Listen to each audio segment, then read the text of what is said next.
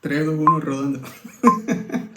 Bueno, hoy tenemos a un amigo invitado muy especial, al doctor Rigoberto Marcano, especialista en hipertensión, quien admiro mucho desde hace mucho tiempo. Como yo te recuerdo desde Levescan por dos cosas. Una, por tu etiqueta que siempre usas, el triangulito acá, ¿cómo se llama? Ajá, la pajarita, La el pajarita. corbatén. Ajá.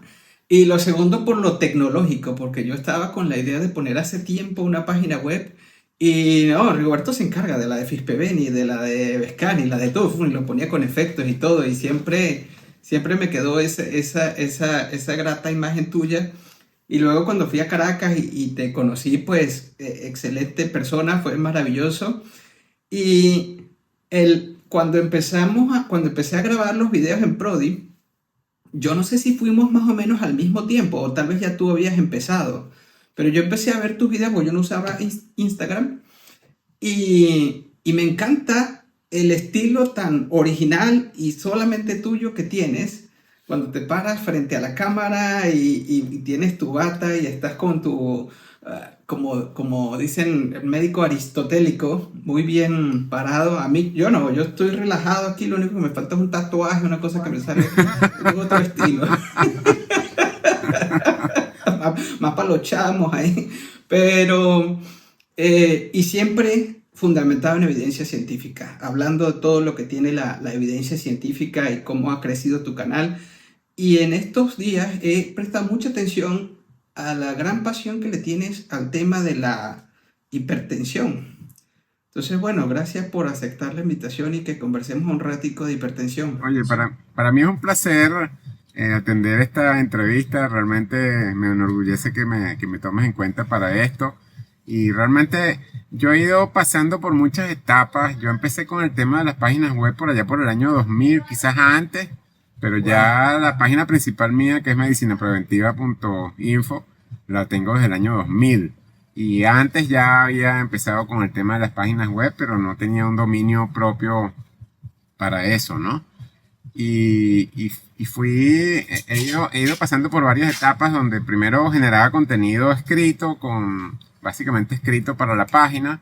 Llegué a contratar en esa oportunidad a un periodista que me generaba parte de la información y después yo la filtraba y la acomodaba para poder publicarla. Y después he ido pasando el contenido en video porque realmente me he dado cuenta que mucha gente, yo diría que la mayor parte de la gente ni siquiera lee, sino que ahorita la mayor parte son consumidores de video. Y lo que me decías de la información con referencias, creo que es vital en este momento, porque hay tanta gente, tanto loco que habla cosas que yo no sé de dónde las sacan y entonces como tienen 50.000, 200.000, 800.000 seguidores, entonces la gente cree que lo que están diciendo es cierto y entonces uno dice, bueno, pero ¿y dónde está la referencia? ¿Quién dijo eso? ¿Dónde lo sacaste?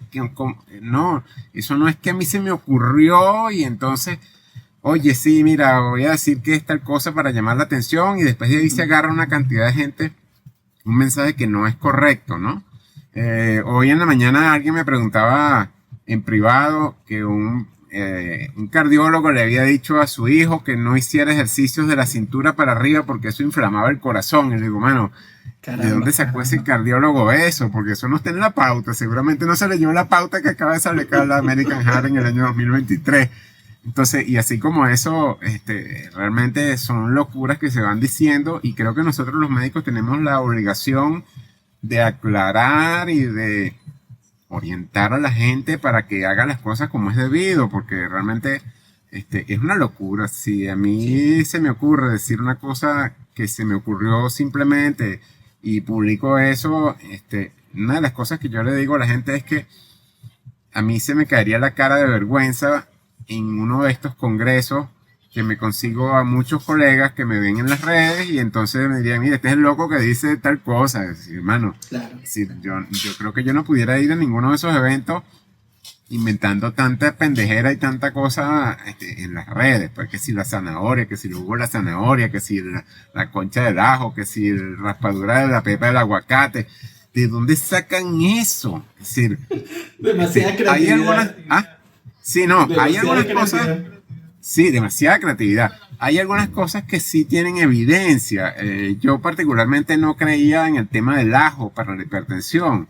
Ujú, Y hace unos meses, si a mí me lo hubieran contado, yo no lo hubiera creído, pero hace unos meses le puse un mapa a una paciente de otro médico que fue a hacerse el mapa, una ujú, señora mayor, y la señora dice, no, mire, ella al día siguiente no, como tenía problemas en la rodilla, el hijo fue el que quitó el mapa y me lo llevó al consultorio y entonces me dice, mire, mi mamá le mandó a decir que ella a las 3 de la tarde tenía la tensión alta y ella se comió 2 dientes de ajo. Y entonces en lo que volteó al monitor, veo que la presión hizo así y se bajó como más de 12, 15 milímetros de mercurio a la hora que la señora ha dicho que se había metido los dientes de ajo. Entonces, wow, si yo no lo hubiera visto, no lo hubiera creído, no fue que me lo ujú. contaron. Y me pongo a revisar las evidencias y sí, hay trabajos donde dicen eso, pero no tienen una suficiente cantidad de pacientes que hayan estudiado en los mismos para uno sacar una conclusión y hacer una recomendación apropiadamente. Pues sí, se ha visto que el consumo de ajo baja un poco la presión, pero no está en ninguna pauta, no está en ningún sitio publicado de esa manera con evidencias científicas comprobables, este, como debe ser, pues. Entonces, bueno, mira, sí existe, pero hay que hacer la acotación de que yo particularmente no le digo, mire, usted se va a tomar un diente de ajo 3 veces al día y entonces así. Yo recuerdo que el doctor Fragachán, en paz descanse, él decía que para que el ajo tuviera efecto tenía que comerse un diente de ajo por hora, pero Ajá. realmente creo que era anecdótico eso, pues. Sí, tú sabes que yo he tenido una historia también muy similar con lo del ajo. Eh, Igual que tú, yo no creía mucho en el cuento, pero por cierto, hace como un año estuve revisando el tema y hay ahora unos extractos concentrados del ajo que los están vendiendo como antihipertensivos. Y hay varios estudios de que la cuestión funciona, pero las guías no nombran nada. Todavía ni siquiera lo mencionan. Y yo dije, no, no voy a hacer video de esto todavía, vamos a esperar un poquito más, porque... Pero de que baja la presión arterial, la baja. Sí, Y yo en los Andes de Venezuela, en Timotes, ajá, toda esa zona y Pueblo Llano venden mucho ajo, Mucuchíes, todas esas zonas. ajá, Y la gente pues tenía esa costumbre también de que se comían un ajo o dos. Y una de las formas que yo le decía a la gente es que el ajo dura, al parecer en sangre, más o menos eso, entre 5 minutos, media hora, pudiera generar un efecto hipotensor. Y yo le decía, pues si quiere dejar la pastilla y empezar a tomar ajo, perfecto, pero va a tener que cargar el saco para arriba y para abajo exacto. de estarse Sí, comiendo un es que, ajito y después es el que aliento, ¿quién se le va a acercar? sí, ese es el otro detalle. Ahora, otra de las cosas que leí haciendo esa investigación es que Ujú, si bien el ajo puede bajar la presión, no hay evidencias de que no solamente baje la presión, sino que disminuye el riesgo cardiovascular, que es otro detalle. otro Porque tema. todos los medicamentos antihipertensivos que se usan, bien sea diuréticos, inhibidores de la enzima convertidora, bloqueadores en la angiotensina o bloqueantes de calcio, todos bajan la presión arterial, pero no todos bajan el riesgo cardiovascular de manera similar. Entonces, es un detalle importante ese que no se está considerando. No es solamente la disminución de un número, sino que además cuánto tiempo se mantiene disminuida la presión y si de verdad baja o no el riesgo cardiovascular. Así es, el impacto global del... Ahora, tú nombraste la palabra mapa y tú haces mapas en tu oficina, ¿verdad? Porque yo he visto que Sí, yo, pones los reportes. Cuéntanos un poquito, porque no, fíjate, yo soy para que uno no, no, de no los que ha vaya, no vaya a hecho. imaginar que es una cuestión cartográfica la gente, que es un Sí, no, mapa no, no, no.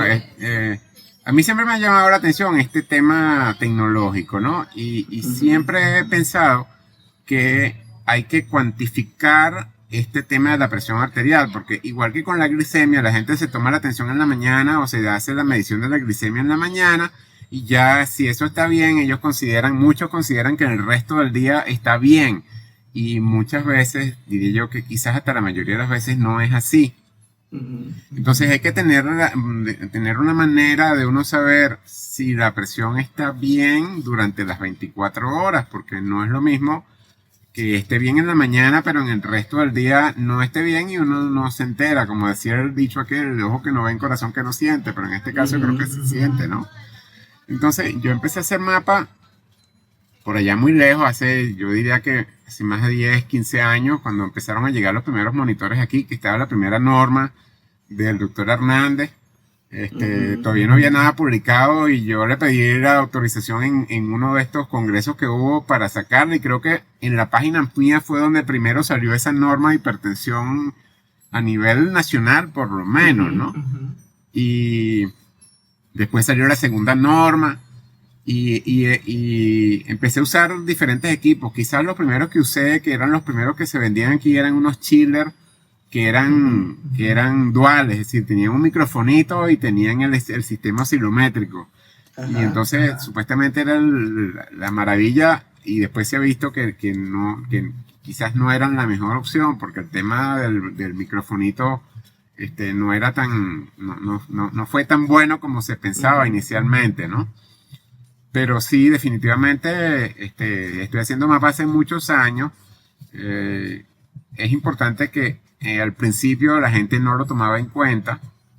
La gente decía, bueno, pero ¿para qué voy a hacer yo eso? Y realmente se ha visto que a lo largo de los años y en los últimos años especialmente, se ha visto que todo paciente tiene que tener un mapa reciente, por lo menos cada cierto tiempo, o sobre todo si cambian las características del paciente, para saber exactamente qué es lo que está pasando, si tiene una respuesta adecuada, si sus promedios están bien, si tiene crisis, si no tiene crisis, si se le sube o no se le sube en la noche, si es reactivo o no, el patrón de presión. Es decir, son muchos los detalles que afectan y que pueden importar allí.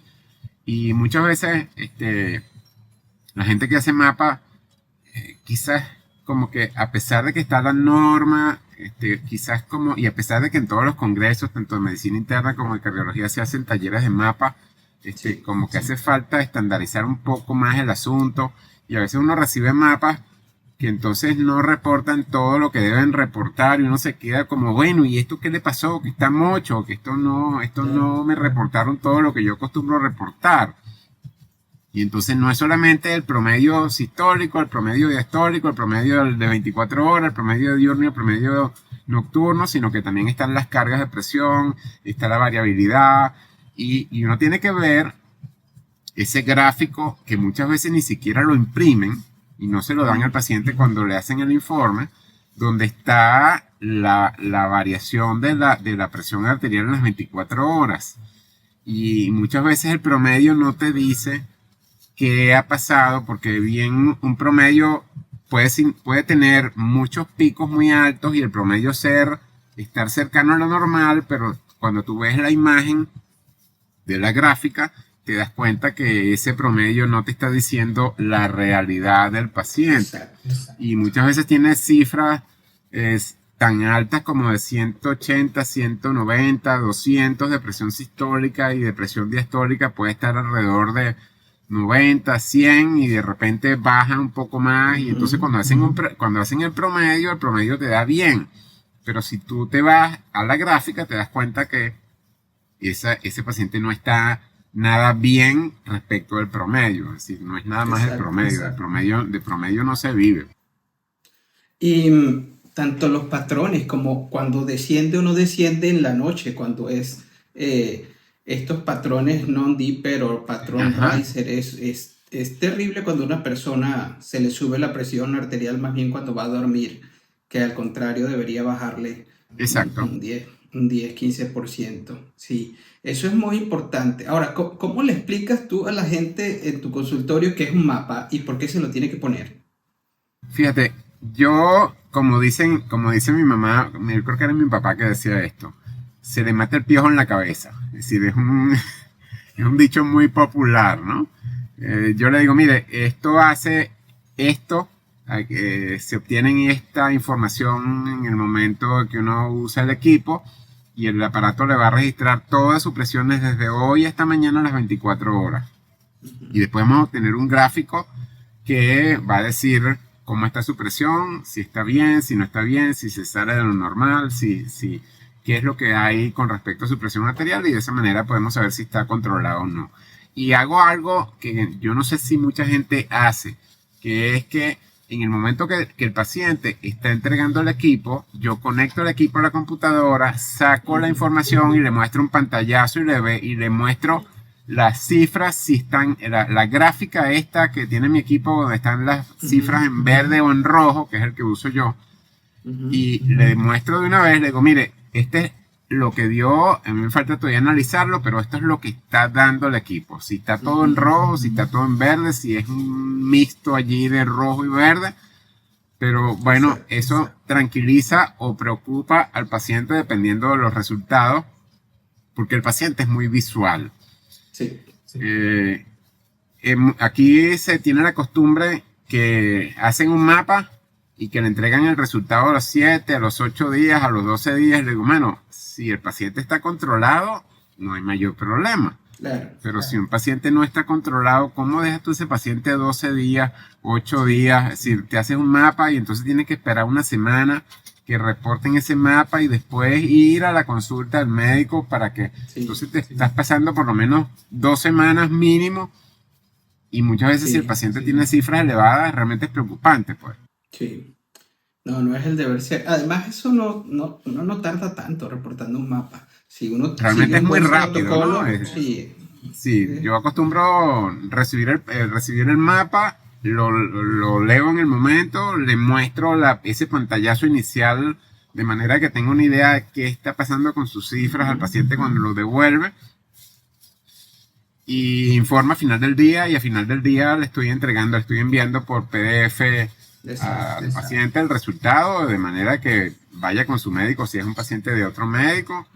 Y si no, bueno, ya muchas veces le hago las indicaciones el mismo día cuando ya tengo el resultado final con todas las mediciones del equipo, ¿no? Claro. Yo hice un entrenamiento de hipertensión en San Cristóbal, con el doctor López. Ah, excelente. Sí, estuve 6 meses allá. Yo no soy hipertensiólogo, yo soy internista nada más. Lo Sí, que pasa es que me he metido en este mundo de hace muchos años y he estado investigando y estudiando y buscando referencias todo el tiempo, ¿no? No, igual que yo me estuve 6 meses allá y claro, ahí se ponían 8 o 10 mapas diarios en una unidad de hipertensión.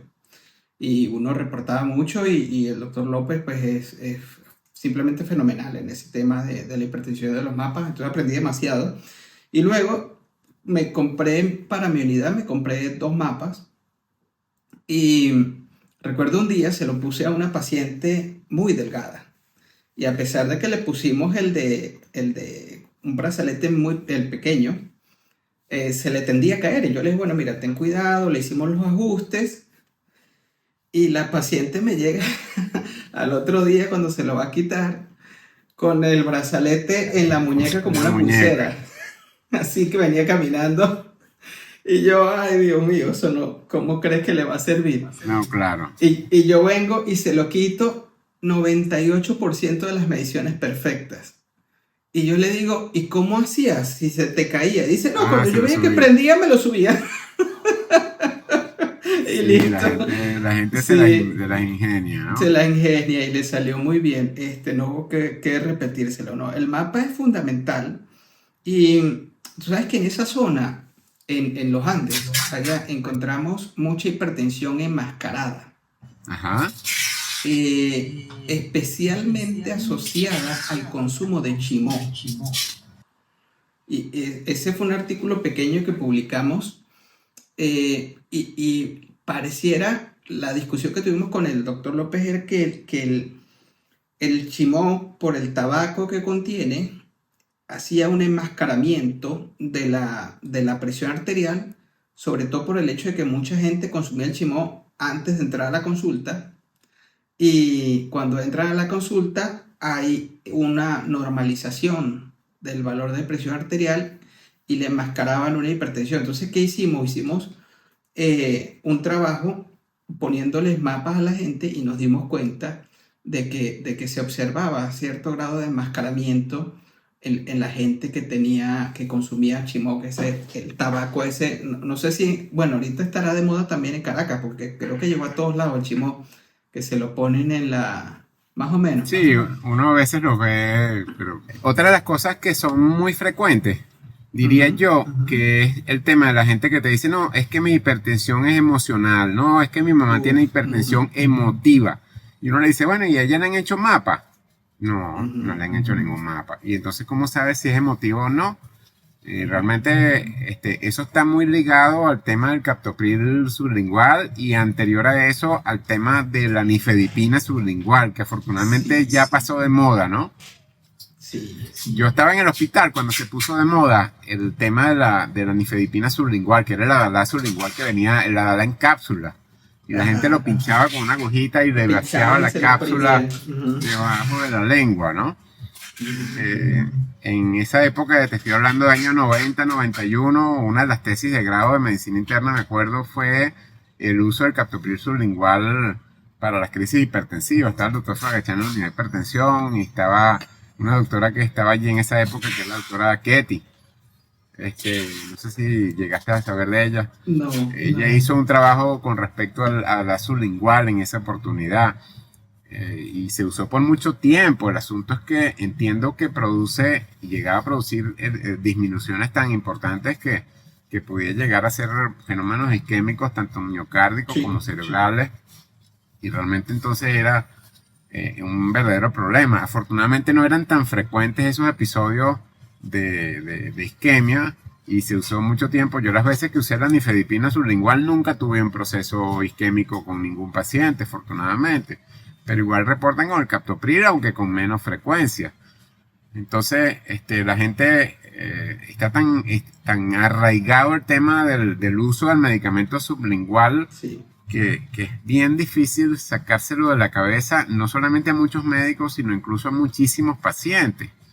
Y lo usan como parte del tratamiento. Entonces uno dice, no, pero es que yo uso losartán 2 veces en el día, y entonces además me pongo cada vez que se toma la tensión y tiene la tensión alta, se pone el captopril debajo de la lengua. Entonces estás uniendo un inhibidor de angiotensina con un inhibidor de enzima convertidora al mismo tiempo, que se ha visto que no es nada recomendable, pero la gente como que no le para mucho a eso y bueno, no tienen cómo saberlo muchas veces. Y si además se lo recomienda el médico donde van, bueno, entonces la tormenta perfecta, ¿no?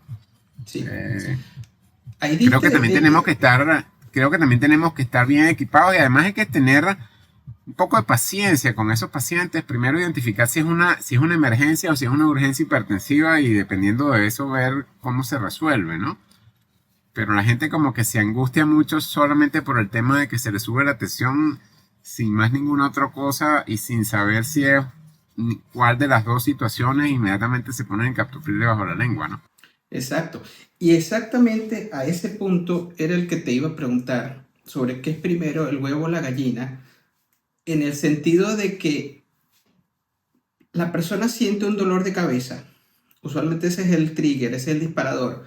Se toma la presión arterial, está alta, y se pone el captopril. Usualmente esa es como la secuencia que más se ve. Y sí, a veces incluso te dicen, no es real.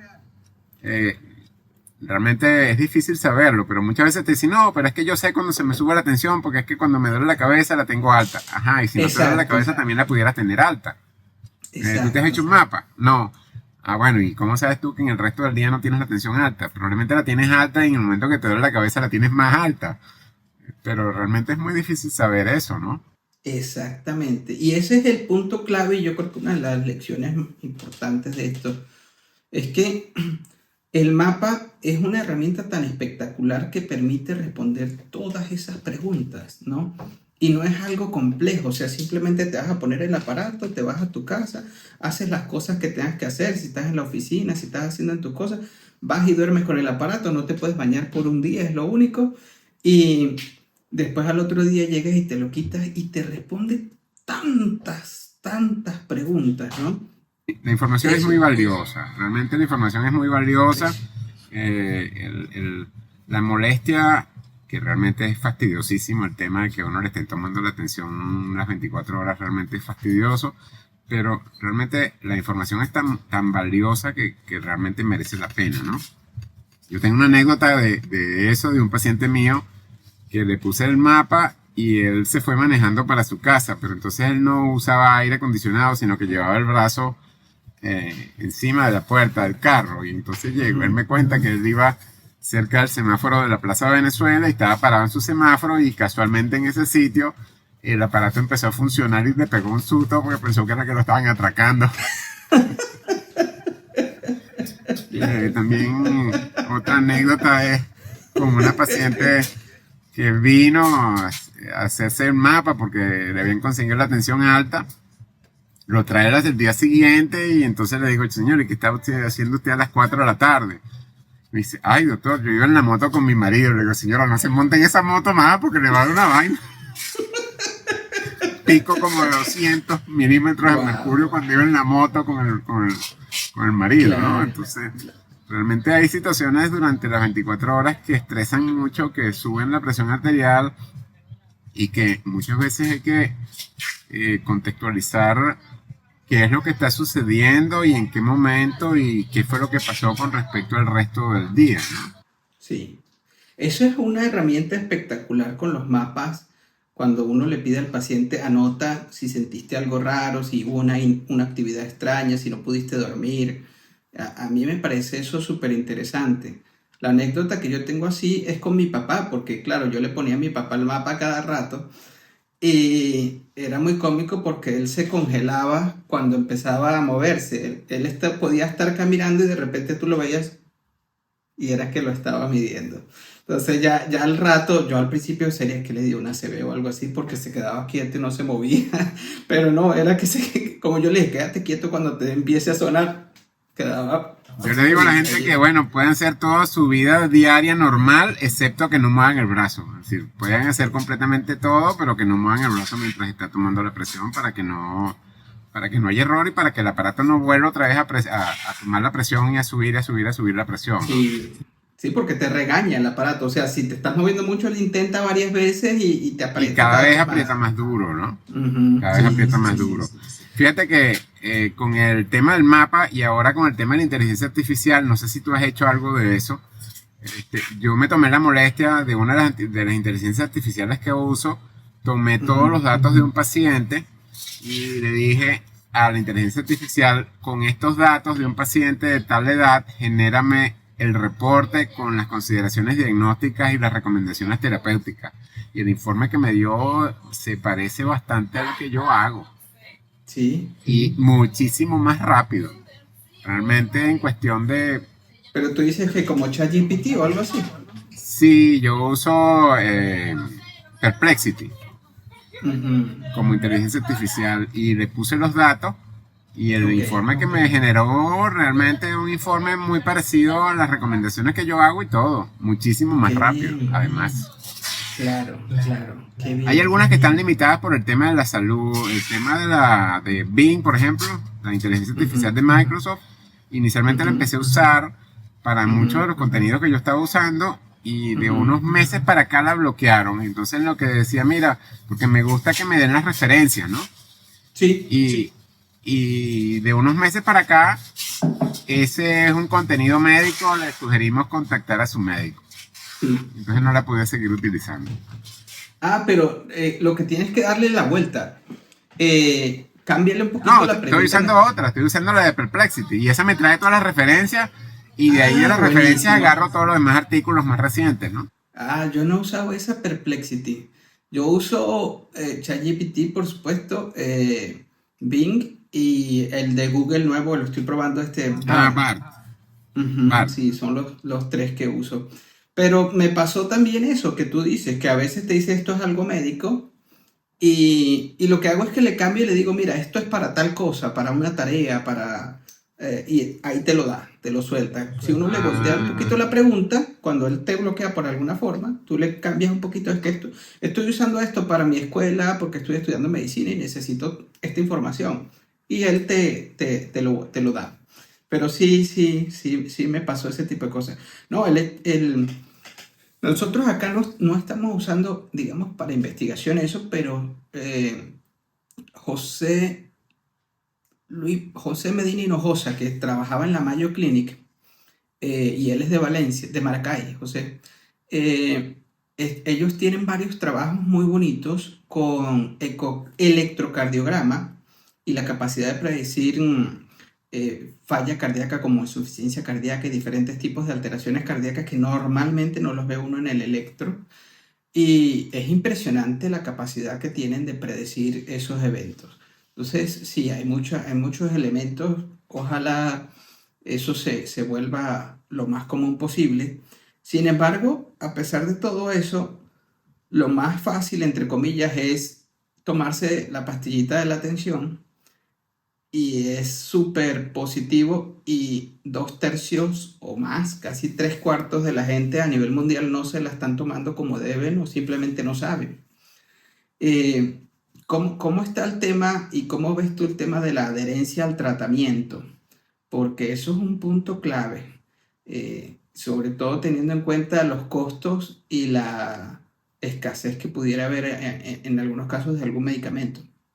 Sí, realmente es un tema preocupante, pero creo que hay un tema también, sobre todo el target, ¿no? Es decir, en el nivel donde yo me desempeño, afortunadamente la mayor parte de la gente no tiene ese problema. Ujú. Pero a lo largo de los años, especialmente después que tengo el tensiómetro Omron, ese que se usó en el equipo, en el estudio, uno de los más importantes, que es el automático, el que En permite el sprint. en el sprint. Claro, yo lo tenía Yo, también en la yo oficina, tengo en mi oficina. ese, Ese yo tengo cuadrado ese grande. tensiómetro, sí, Ujú, y la gente, no es lo mismo, por lo menos esa es la impresión que yo tengo, no es lo mismo cuando tú le tomas la tensión con el tensiómetro de mercurio, que también lo tengo, y le digo, usted tiene tanto, tanto, y entonces muchas veces, sobre todo cuando es primera vez, te miran así como, este doctor me estará diciendo la verdad. ¿De ujú, verdad que yo tengo eso? ¿O será que está mintiendo para ponerme tratamiento? ¿O será que ujú, no, embuste, yo no tengo eso? Cuando tú tienes un tensiómetro que tiene los números grandes y que está y que funciona correctamente y tú le dices, mire, esta es su cifra y ujú. ellos ven eso y eso entra por sus ojos hasta ese cerebro aquí adentro, yo creo que eso es una situación que no la pueden esconder, que no la pueden obviar, que no la pueden eh, eh, dejar de tomar en cuenta, porque realmente es una situación impresionante, ¿no? Entonces, Sí. creo que no es lo mismo cuando uno le toma la atención y uno no le muestra la cifra al paciente que cuando ellos ven directamente la cifra que están teniendo en ese momento. Es muy cierto. Y como hay tanta información de hipertensión y el riesgo que significa, si uno le dice, mira, tienes la tensión alta y ven la cifra, yo creo que esa es la mejor iniciativa para que ellos hagan el tratamiento como es debido. Y cuando vuelven a la consulta ven que la cifra ha bajado y además de que se sienten mejor, ¿no? Ahora Sí. también la mayor parte de la gente compra su tensiómetro y tienen el tensiómetro en la casa y se miden la tensión y entonces hay ese feedback importante allí Sí. y creo que eso ayuda a que la persona tome el tratamiento como es debido. La mayor parte de la gente creo que entra por el carril una vez que ven que tienen la tensión alta y en lo que uno les explica que eso significa un riesgo importante para ellos. Sí, ¿sabes qué? Por cierto, ayer me llama un amigo que está en Colombia, él es hipertenso, y me envía una foto, Juan, está este tensiómetro, a ver si me lo aconsejas comprarlo, es un Omron, y, y él me dice, es muy bueno porque se conecta con Bluetooth a una app, y la app la puede tener el médico vinculada, al parecer es de Omron, todavía no lo sé, me lo dijo ayer. Me dijo, pero tú puedes tener el historial y ver cómo va saliendo la presión arterial a medida que yo me la voy tomando. Eso me pareció fenomenal. No sé si estás usando o has usado o tienes experiencia con algo así. No, fíjate, el tema es un tema complicado, porque si hay, ¿cómo te digo? Si hay algo que tenga la cobertura de ese paciente desde el punto de vista económico y uno pueda asumir los costos a partir de allí, se manejaría muy bien. Pero si tú estás manejando al paciente por consulta de una manera particular, aislada, realmente, desde el punto de vista económico, realmente no sería una locura tener ese tipo de equipo, ¿cómo te digo? Mandando información todo el tiempo y uno conectado allí y uno dice, bueno, pero este es mi trabajo, pues. Si realmente Claro, claro. es una locura, pues. Claro. Y ahí caes en un punto interesante que este es el terreno que yo manejo, que es más la cuestión epidemiológica, salud pública y poblacional. Eh, con la cantidad que ya se sobrepasó el billón, vamos, creo que por 1.200.000.000 de personas hipertensas en el mundo, y un cuarto de ellas controladas. No hay suficiente médico para controlar tanto paciente con hipertensión. O sea, el manejo del valor absoluto como tal, lo que se cree es que va a tener que bajar del médico a la enfermera o a incluso a un trabajador de la comunidad, un community healthcare worker, que sea el que monitorice. Por supuesto, llegar al punto donde estrategias de inteligencia artificial se Bueno, entrenarse en esto. pero no vayas muy lejos. Yo vi ahora reciente un trabajo que publicaron, creo que fue en JAMA, de Ujú. dosificación de insulina con inteligencia artificial. Sí, exacto, Sí, que exacto. no me extrañaría que dentro de poco haya algún tipo de trabajo o de sistema con inteligencia artificial que maneje este tipo de situaciones con respecto a Sin los duda, pacientes hipertensos, ¿no? sin duda.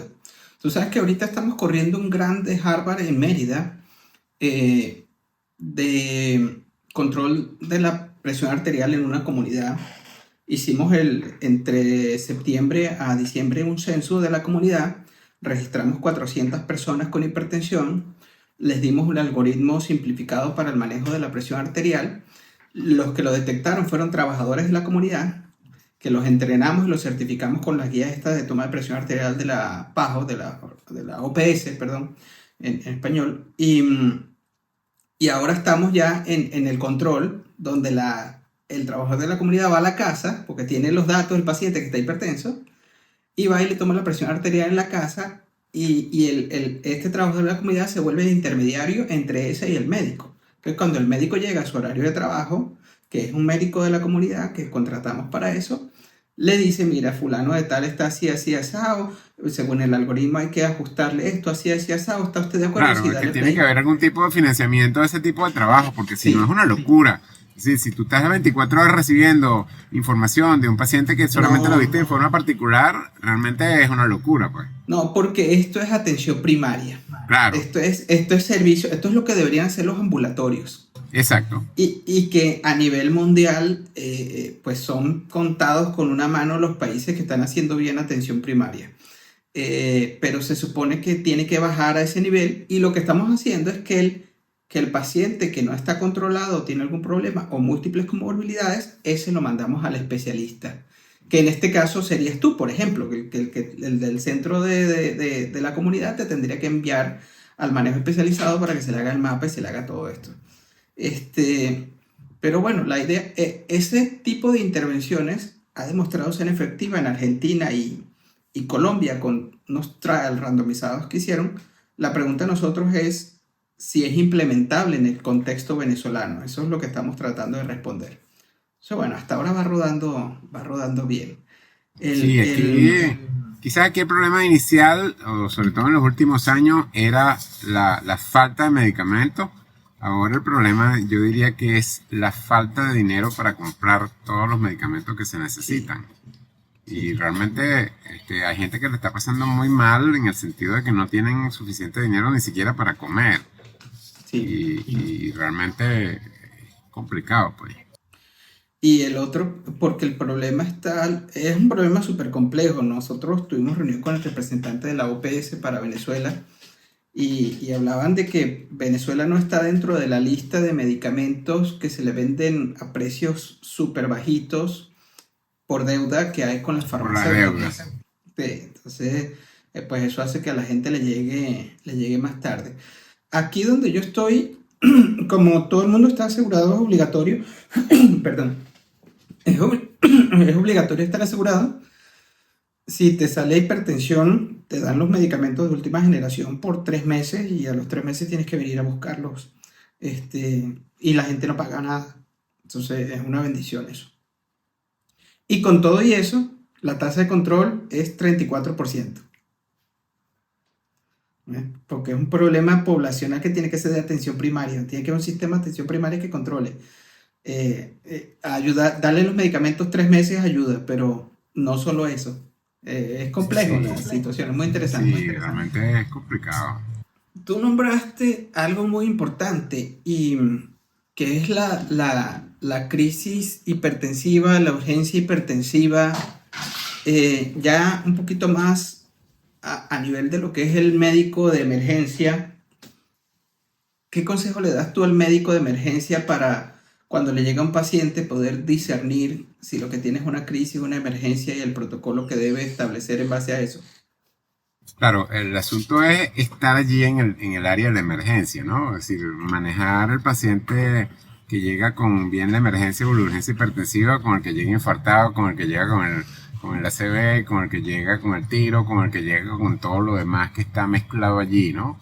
Este, el asunto es tener un poco de paciencia y tiempo para poder evaluar a ese paciente con lo mínimo requerido y poder por lo menos hacerle un fondo de ojo si es posible. Quién sabe si tiene o no oftalmoscopio a disposición y ver si de verdad es una urgencia o una emergencia. Y en base a eso decidir. Y muchas ¿Puedes veces, explicar la diferencia entre urgencia y emergencia? Pues los dos suenan como apurados. sí, uno es el criterio de cifra de hipertensión, que se habla alrededor de 180 milímetros de mercurio de presión sistólica y 110 o incluso hasta 120 de presión diastólica, pero no es solo eso. Es decir, si además el paciente llega con esas cifras y tiene dolor torácico o tiene dificultad respiratoria, pudiéramos estar ante una situación de una emergencia hipertensiva por un infarto, por ejemplo. Pero si además tiene encefalopatía hipertensiva y entonces pudiera haber o incluso un ACV en evolución, donde hay desviación de rasgos faciales, donde hay trastornos del habla, donde hay imposibilidad de movimiento, trastorno de movimiento, bien sea de de parte de mi cuerpo o alguna de los miembros, o algún tipo de síndrome confusional, ya eso nos habla de que hay algo más que solamente la cifra atencional elevada. Entonces, realmente es importante, sin haber hecho exámenes, porque si uno hace examen y ve que además hay algún tipo de daño a nivel renal, ya eso también pudiera hacernos pensar en que hay algún hallazgo anormal, pero solamente con esa primera aproximación al paciente ya uno tiene posibilidad de saber si está ante una emergencia o una urgencia hipertensiva. Si la mayor parte de las urgencias son personas que no se han tomado el medicamento y uno fácilmente se puede dar cuenta si el paciente se tomó o no el medicamento, si hay o no cumplimiento del tratamiento de ese paciente.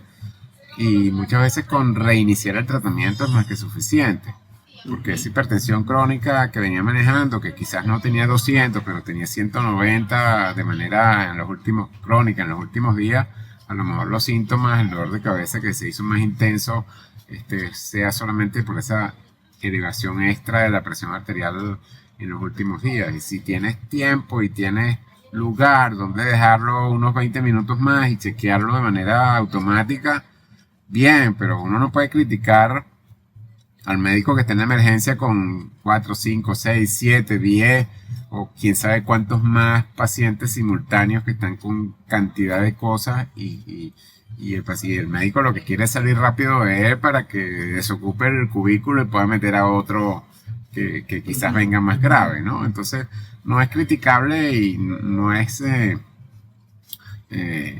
ninguna manera, sino que es el día a día de muchas emergencias en muchos sitios, ¿no? Y realmente es complicado, pues, ponerse en los zapatos de ese médico que está allí y que tiene que estar muchas veces 24 horas sin dormir con este tipo de situaciones realmente desesperante, y además con la angustia y con el maltrato de los mismos familiares que a veces vienen con él, que a lo mejor hasta agresivo. Es decir, uno lo ha visto y uno lo ha vivido y se ha visto que recientemente hay más agresividad hacia los médicos.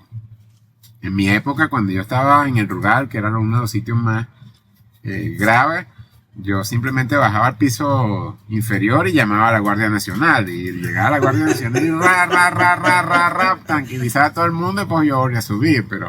¿Dónde hiciste el rural? El rural en Santa Teresa del Tuy. Imagínate. Realmente eran épocas complicadas, pero después entiendo que se puso más complicado aún, pues. Y ahora en estos tiempos modernos la cosa se ha puesto difícil a todo nivel. En esa época no estaban los milicianos en los hospitales, eran otro tipo de vigilantes y la gente se comportaba un poco mejor, pero igual cuando había situaciones tensas, a nosotros teníamos cerca un penal y a veces se agredían los presos y ponían en la camilla, eran 2 camillas que teníamos nosotros en la emergencia y ponían en una camilla, esposaban a uno y en la otra esposaban al otro, que se veían, realmente era un desastre, pues. Pero eso entiendo que se ha puesto peor en las emergencias y realmente la agresividad con el médico, tanto de familiares como el mismo paciente, como los mismos vigilantes, a veces es complicado. Mira, te cuento algo súper extraño de acá, de Chequia. Yo tengo 4 años ya acá y nosotros no sabemos dónde queda la emergencia del hospital. O sea, y yo trabajo en un hospital, yo trabajo en el centro de investigación de un hospital. Y yo decía, ¿dónde está la emergencia? Yo me estuve como 2 años buscando la emergencia. Y hasta que me dijeron, no, es otro hospital. Y después aprendimos que no. ¿Sabes que aquí no hay emergencias? Como el concepto de emergencia que uno conoce, no hay aquí. Aquí todos los hospitales están divididos como especialidades en la misma ciudad. Por ejemplo, yo estoy en el cardiológico y neurológico. Por ende, si hay una ACV o un infarto, llega ahí con la ambulancia. Pero tú no vas a ver a alguien que llegue tocando una puerta y mira, me duele el pecho. No. No, con un tiro no. Hay un traumatológico. Hay un traumatológico y es donde llevan los accidentes y eso sí es que hay. Pero no es el concepto que uno tiene acá. Usualmente si tú te enfermas tienes que llamar a tu GP, que es tu médico general, y él te dice, bueno, vente o vete para tal sitio y allá te van a atender. En el pediátrico fue en el hospital de niños vi que había un triaje, pero fue el único. Es súper raro para uno, el sistema que uno tiene es muy, muy, muy distinto al sistema acá. Mira, Rigoberto, para ir cerrando la última parte, yo tengo mucha curiosidad de conocer tu experiencia como streamer o como presentador de tu canal de Instagram. Cuéntame cómo te sientes haciendo esos videos y qué te mantiene inspirado a hacer esos videos. Oye, como te decía al comienzo, he ido cambiando, ¿no? Y me di cuenta que si no cambiaba mi estilo, no iba a poder sobrevivir, ¿no? Porque el contenido se fue haciendo diferente. Y ahorita la gente lo que consume es el contenido en video. Mucho del contenido que yo publicaba muchas veces me daba muchísima rabia porque me tardaba cierto número de horas en investigar, en acomodar la información y en publicarla en forma de texto o en forma de imágenes, y venía alguien y ¡zas! Lo copiaba, lo pegaba y lo plagiaba en cuestiones de pocos segundos. Claro, y entonces uno dice, wow, pero ¿cómo es esto? ¿Cómo es esto que yo me voy a demorar tanto para hacer un contenido y después otra persona que tiene mayor cantidad de seguidores lo copia, lo pega y lo publica como que si fueran de él? claro. O de ella. Y bueno, mira, aquí la única opción para que no me plagien es saliendo yo en el video, así de simple. Y la única forma es presentando una información que sea original, que sea de impacto para la población, porque que hay algunos temas que a mí me interesan, pero que realmente desde el punto de vista comunicacional realmente Sí, no no pega. impactan, ¿no? Entonces, la idea es que el contenido se viralice en alguna manera para que sea de provecho para todas las personas. Y ahí uno tiene que conseguir temas que sean de importancia, y para mí una de las cosas más importantes es el tema de la hipertensión, y por eso Sí. me enfoco en eso. Además de que me gusta, he estado trabajando, bueno, trabajé con el doctor Fragachán desde hace muchos años. Nosotros hicimos una unidad, aunque fue una cosa de estudiantes, donde veíamos, en la unidad de hipertensión, veíamos a los pacientes por la parte del fondo de ojo con una máquina que tenían allí en el servicio, la desempolvé, me puse en contacto con la gente de oftalmología en esa época y aprendí a usarla y buscamos la manera de ponerla en funcionamiento. Y desde allí empecé a trabajar con el área de hipertensión y siempre me ha gustado, ¿no? Y ahora con tanta desinformación que hay, que quizás que lo más importante es dar a conocer las cosas de una manera sencilla, rápida y con evidencia de lo que uno está diciendo para que la gente tome conciencia, pero muchas veces, dependiendo del tema, muchas veces la gente lo que hace es que lo pasa y te das cuenta con el número de likes que pueden darle o no a lo que producen, ¿no? Hay que Mira, ponerle un poquito... Hay que en ponerle un estos poquito de humor también. Y por ejemplo, viste ese de mi equipo de trabajo que hice justamente reciente. de ese te iba a preguntar del tremendo equipo que tienes.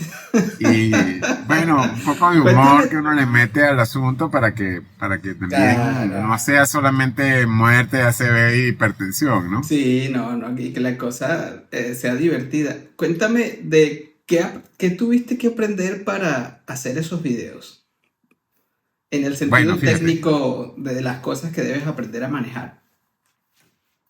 desde el punto de vista técnico no he necesitado aprender grandes cosas, sino nuevos programas que hay, que antes eran con la computadora o con una cámara y que ahora todo se maneja con un celular. Ujú. Pagar la versión profesional, que muchas veces uno se resiste por el tema, no sé si es latinoamericano, venezolano, con la limitación de las divisas, y entonces uno tiende a usar todas las cosas que sean gratis, y muchas veces hay que pagar las cosas que son pagas para uno poder hacer un contenido, para uno poder tener un resultado profesional, ¿no? Claro, Pero claro. realmente no es mucho lo que hay que tener a disposición: unas buenas luces, un micrófono inalámbrico, un celular con una cámara que te permita grabar con una buena resolución, y lo más importante es el contenido y la forma como se redacte. Hago una especie de texto. Más o Ajá, menos tengo ajá. ya la cantidad de palabras que puedo meter, y muchas veces me queda demasiado grande y voy peinando después y no, mira, esto que está aquí Ujú. no es importante, pero esto no va, y esto también es importante, pero esto tampoco, y entonces me quedo con un extracto de lo que Ajá. es ese tema, y eso es lo que sale en el video, ¿no? Y trato de tener un guión para poder, porque si uno no tiene el guión, divagas mucho. No, Y no. realmente el minuto y medio que te da no te alcanza para lo que tienes que decir. Sí, es fundamental el guión. Mira, y del manejo de las luces, porque lo de las luces es un arte, de poner las Bueno, luces en fíjate, el puesto adecuado. yo puse en el consultorio unas LED en el techo, que es un cielo raso, puse unas LED grandotas y me Ujú. permiten tener una buena iluminación, y además uso una pequeña lucecita frontal para que me quite las sombras que a veces me dan en la cara, pero no es gran cosa la iluminación que uso, diferente de lo que tengo del día a día. Del día a día, perfecto. Y el software, yo creo que me habías dicho que usas CapCut. CapCut, sí. Sí, no, bueno, y Se maneja CapCut es bien, es bastante impresionante. sencillo. Puedes ir pegando y voy grabando por partes. Voy grabando por partes de manera que no se haga muy monótono, y además que las frases no sean demasiado largas. Sí, no, CapCut es sencillamente espectacular, porque te permite hacer todo y una cosa que me impresiona de CapCut es cada vez que tú te metes, cada semana, por ejemplo, Sí, hay va algo variando, nuevo. van trayendo cosas nuevas. Agregando, con los subtítulos son maravillosos. Hay dos Sí, cosas que a los otros software les cuesta mucho, que es subtítulos y quitar el fondo. En el fondo lo que hago es que tengo las paredes de mi consultorio son verde claras y Ya, lo que ok. hago es que uno de los cuadros que tengo lo quito y ya tengo la pared en fondo verde. No, y el software te permite Y el software lo borrarlo quita rápidamente. Hay fácil. algunos detallitos allí, pero realmente es una cosa Sí, insignificante. Si yo no, tuviera que sí. pagar por eso, quizás no lo haría. Sí, sí. Y no sé si has visto de que CapCut, pero nos, aquí, una de las cosas que veo acá es que aquí muchas cosas están bloqueadas a veces también. Pero Sí, no sé aquí si tú llega una tienes. versión que no es la misma de Estados Unidos.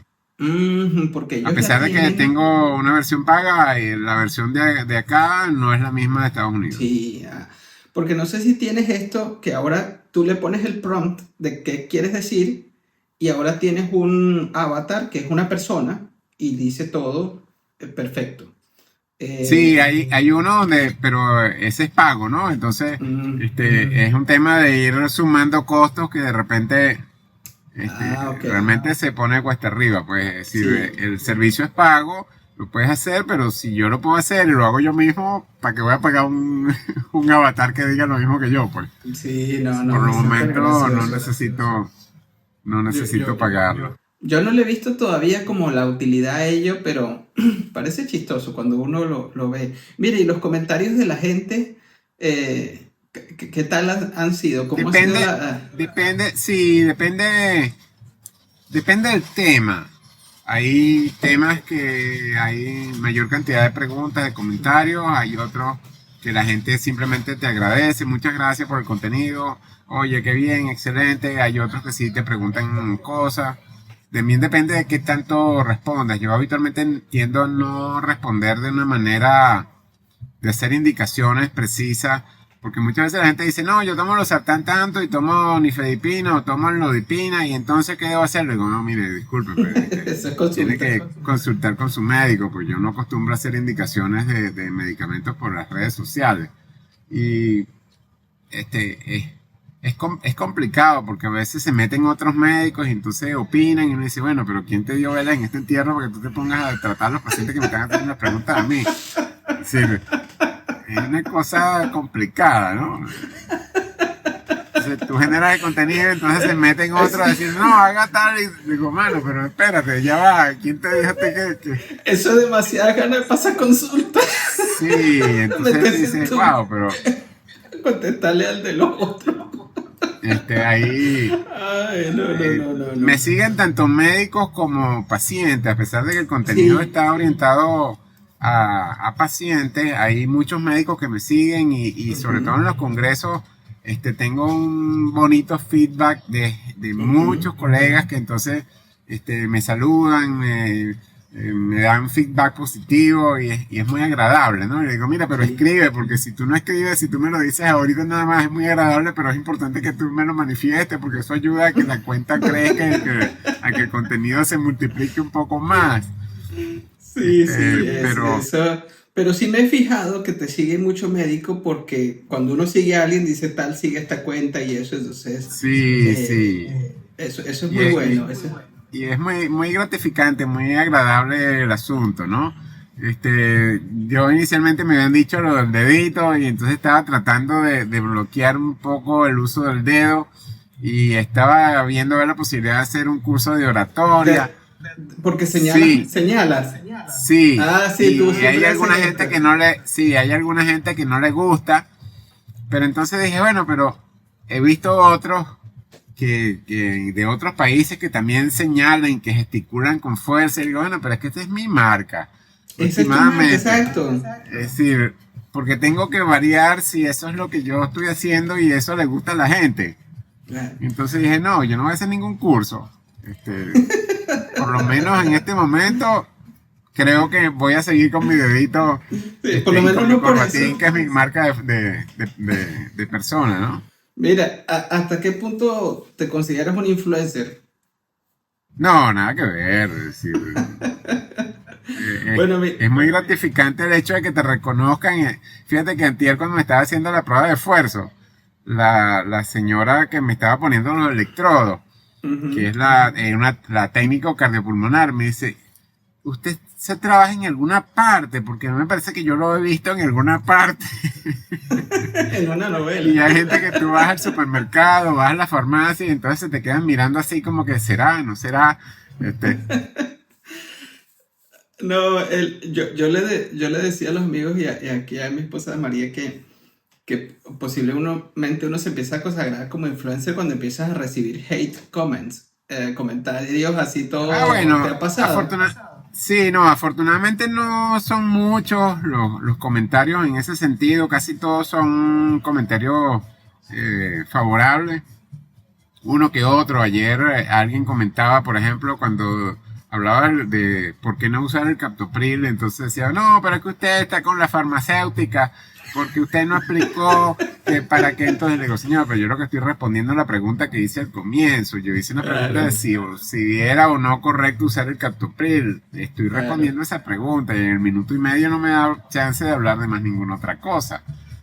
Pero sí. entonces a veces que la gente, ¿qué te puedo decir? Pues Sí, a es mí muy lo que me ha complicado. pasado es muy pocas veces, pero me llega y lo que me da es risa, porque yo le digo, y le digo a mis hijas, me voy convirtiendo en influencer mientras más me llegan de estos comentarios que sí, cuando hablo de alguna cuestión para bajar de peso, y me ponen, mira, el que tienes que bajar de peso eres tú, gordo, que no sé qué, yo,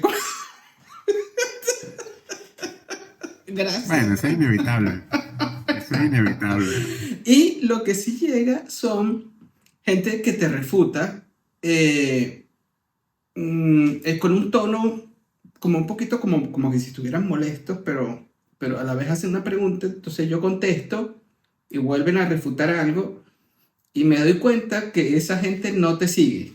Esa Ah, gente que refuta, fíjate que esa eso sí no gente me ha no te pasado sigue. porque como generalmente tengo el trabajo, lo pongo en la parte de atrás y pongo la referencia y realmente hasta ahora no he tenido ese tipo Sí, de no, a mí me encuentros pasa con... sobre todo ese tipo de cosas como lo que nombraste, que no explicaste esto, no explicaste lo otro, también hay que decir esto, ¿no? Tal cosa es buena, pero bueno, eso es parte del usual business de esto. Pero mira, Sí, sigue echándole pichón a esos videos porque yo siempre los veo y me disfruté mucho ese de conocer a tu equipo de trabajo y me gusta mucho el estilo y la creatividad que tienes. A mi esposa cuando los ve dice, el doctor de la corbatica. No, es muy bueno porque yo creo que se tiene que inspirar mientras más se pueda, más gente a compartir lo que sabe, no solamente en medicina, sino en todas las áreas. en todas Siempre las áreas, hay realmente. una cosa que a uno lo puede ayudar y así estoy yo con mi hija que está estudiando cosmetología tratando de convencerla que le quite el miedo a la... Ella no le tiene miedo a la cámara, a ella no le gusta su voz en el micrófono, cuando se escucha. Y yo le digo, bueno, uno se acostumbra porque uno se oye distinto. Sí, Y, realmente, pero es y cuestión de luego uno te acostumbrarse. acostumbras. Sí, luego te acostumbras y hay una cosa muy bonita que es la autoaceptación. Tú te aprendes a autoaceptar como eres y para poder verte todo el tiempo. Y creo que eso da algo de inspiración a que otros también hagan y expresen lo que saben, porque bueno, siempre debe haber alguien que lo va a necesitar. Así es, así es. Entonces, mira, agradezco enormemente este tiempo No, igual, igual. y bueno, esperemos repetirla. Vamos a ver si un día hacemos una grupal y invitamos a Marcos Lima, porque Marcos yo ya he hablado un Ah, par de veces con excelente. él. No, Marcos es un fenómeno de los videos y eso. Él tiene, en estos días vi uno que sacó donde salía el paciente hablando y el familiar. No, Marcos está en otro nivel. Él cuando hace esas cosas es demasiado bueno. Así es, así es. Bueno, mira, un abrazo. Seguimos en Igualmente para contacto. ti, muy agradecido por esta oportunidad que me diste y realmente la disfruté mucho.